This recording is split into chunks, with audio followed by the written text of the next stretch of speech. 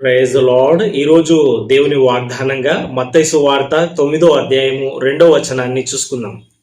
కుమారుడా, ధైర్యంగా ఉండుము, నీ పాపములు క్షమింపబడి ఉన్నవని పక్షవాయువు గల వానితో చెప్పాను. దేవునికి స్తోత్రం, మహిమ కలుగును గాక.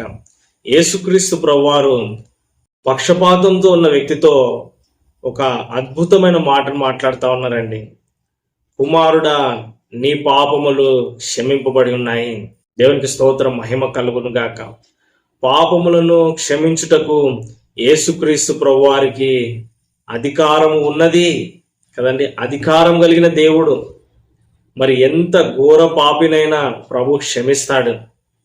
పక్షపాతంతో ఉన్న వ్యక్తిని మరి 4 వ్యక్తులు మోసుకొని వచ్చినారండి. వారి యొక్క విశ్వాసాన్ని చూసిన ప్రభు ఈ వ్యక్తి యొక్క పాపాలు క్షమించి, కుమారుడా, ధైర్యంగా ఉండమని బలపరుస్తా ఉన్నాడు. హల్లెలూయా కదండి. ఈరోజు ఈ వాక్యాన్ని నీవు మరి ఏ ఇబ్బందుల్లో వింటున్నావో కదండి. అనారోగ్యం ఉందేమో, శరీరంలో ఇబ్బంది ఉందేమో, గుండె సమస్య, లివర్ సమస్య, కిడ్నీ సమస్య ఉందేమో, మెదడులో వ్యాధి ఉందేమో, ఇంకేదన్నా సమస్య ఉండొచ్చు. నీ విశ్వాసమే నిన్ను స్వస్థపరుస్తుంది. విశ్వాసంతో ప్రభుని వేడుకో, విశ్వాసంతో ప్రభుని అడుగు.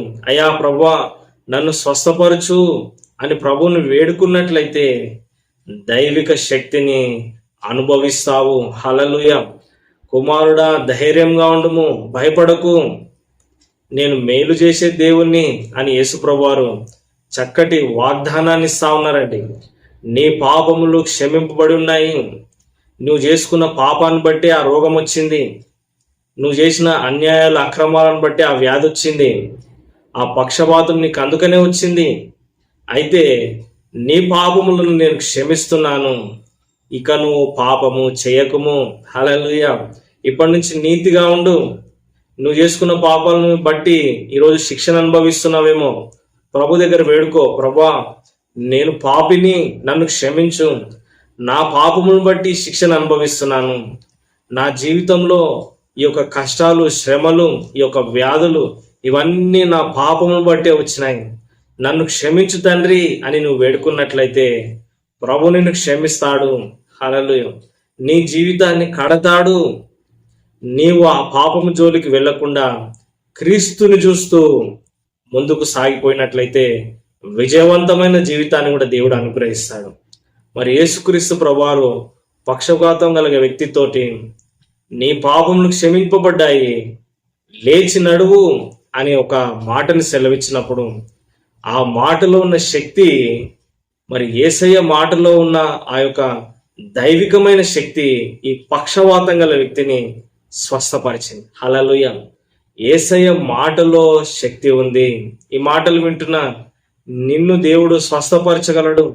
తన వాక్కును పంపి దేవుడు స్వస్థతనివ్వగలడు. హల్లెలూయా. విశ్వసించు, నమ్ము, హృదయంలో వాక్యమును భద్రపరుచుకో, విశ్వాసంతో ప్రార్థన చెయ్యి. దేవుడే నిన్ను స్వస్థపరుస్తాడు. పక్షవాతం గల వ్యక్తితో ప్రభు అన్నాడు, నీ పాపములు క్షమింపబడ్డాయి, నీకు స్వస్థత వచ్చింది, లేచి నడువు అన్నప్పుడు ఆ వ్యక్తి దిగ్గున లేచి నడిచినాడు. హల్లెలూయా. చుట్టుపక్కల ఉన్న జనాలందరూ కూడా ఆశ్చర్యపోతా ఉన్నారు. మనుషులకిట్టి అధికారం ఇచ్చిన దేవుణ్ణి మహిమపరిచినారు. హల్లెలూయా. నీ స్వస్థత ద్వారా అనేకులు ప్రభుని తెలుసుకుంటారు. అనేకులు ప్రభుని ఎరిగి ఆయనలోకి వస్తారు, ఆయన యందు విశ్వాసం ఉంచుతారు. కాబట్టి దైవికమైన స్వస్థత కోసము ప్రార్థన చేసుకుందాం. పరిశుద్ధుడైన దేవా, ప్రేమగల తండ్రి, ఈ వాక్యం వింటున్న ప్రతి వ్యక్తిని దర్శించండి, ముట్టి స్వస్థపరచండి, మంచి ఆరోగ్యం వారికి ఇవ్వండి. పక్షవాతమేమో, గుండె సమస్య ఏమో, లివర్ సమస్య ఏమో, కిడ్నీలో రాళ్ళున్నాయేమో, మెదడు సమస్య, చర్మ వ్యాధులు ఏదైనా సరే మీరు ముట్టి స్వస్థపరచండి. మరణకరమైన రోగాన్ని కూడా ముట్టి స్వస్థపరిచి మంచి ఆరోగ్యం వారికి ఇవ్వండి. సిలువలో మా పాపం నిమిత్తమే ప్రభువా నువ్వు సిలువలో మరణించినావని జ్ఞాపకం చేసుకొనిచున్నాం. నీ బిడ్డల పాపాలన్నీ క్షమించి మంచి స్వస్థత, ఆరోగ్యం వారికి అనుగ్రహించమని మా ప్రభును రక్షకుడైన యేసుక్రీస్తు నామములో ప్రార్థించి అడిగి వేడుకొనిచున్నాం తండ్రి. ఆమేన్. God bless you. నేను pastor Elisha Abraham. Praise the Lord. ఈ వీడియోని లైక్ చేయండి, షేర్ చేయండి, సబ్స్క్రైబ్ చేసుకోండి. ఒక చక్కటి కామెంట్ కూడా కింద పెట్టండి. మీ ప్రార్థన అవసరతలు మాకు కామెంట్ రూపంలో తెలియజేయండి. మీరు మాకు ఫోన్ చేసి కూడా మీ ప్రార్థన అవసరతలు తెలియజేయచ్చు. మా ఫోన్ నంబర్ 8801823777. దేవుడు మిమ్మల్ని ప్రేరేపించిన యెడల ఇదే నంబర్కు ఫోన్ పే, గూగుల్ పే ద్వారా మీ కానుకలు కూడా పంపించవచ్చు. ప్రతిరోజు ఉదయం 6 గంటలకు, తిరిగి రాత్రి 9 గంటలకు ప్రార్థన సహవాసం ఉంది. లైవ్ లో వాక్యాన్ని బోధిస్తా ఉన్నాను. వాట్సాప్ కాల్, ఫోన్ కాన్ఫరెన్స్ లో వివరాలకై మీరు నాకు ఫోన్ చేయండి. కింద కనిపిస్తున్న ఈ నంబర్కు మీరు ఫోన్ చేసినట్లయితే మరిన్ని వివరాలు మీరు తెలుసుకోవచ్చు. మా పరిచర్య కోసం మీరు ప్రార్థన చేయండి. మేము కూడా మీకోసం ప్రార్థన చేస్తున్నాము.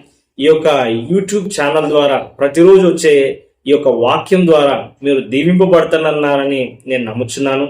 మరి నా కోసం మీరు ప్రార్థన చేయండి. God bless you. దేవుడు మిమ్ములను దీవించును గాక. ఆమేన్.